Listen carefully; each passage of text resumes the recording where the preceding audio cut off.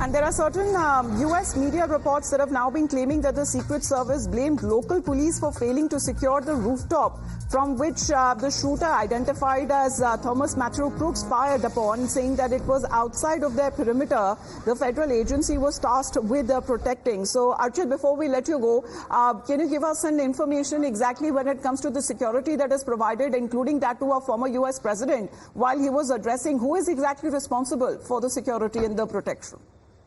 Absolutely. The Secret Service protects all presidents who are in office and those who've served in office. And that's exactly what they did. But of course, as we talked about, there was a perimeter where this fairgrounds took place. So they screen in people as they come in. There is extremely very high amount of security with surveillance dogs, making sure people aren't bringing in weapons and things like that. So inside the facility, there's a lot of screening process and protocols in place. Of course, what ended up happening with the sniper, the shooter outside, that is not something that they can control or monitor. And that's exactly what the FBI will be doing in its investigation, reviewing the footage and making sure were the protocols followed.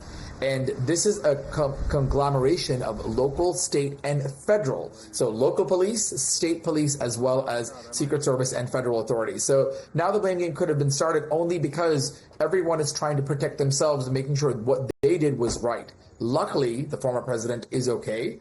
But this sparks a bigger question, and that's what the FBI will be doing, talking to witnesses, looking at the surveillance footage, also looking at the shooter's cell phone data and all of the protocols that take place. Could they have acted sooner? Did they act early enough? Could this have been preventable? So still very early on in the investigation, but certainly something that most people did not expect because, as I mentioned before, something like this has happened since the 1980s during Ronald Reagan in terms of an assassination attempt either against a current or a former U.S. president.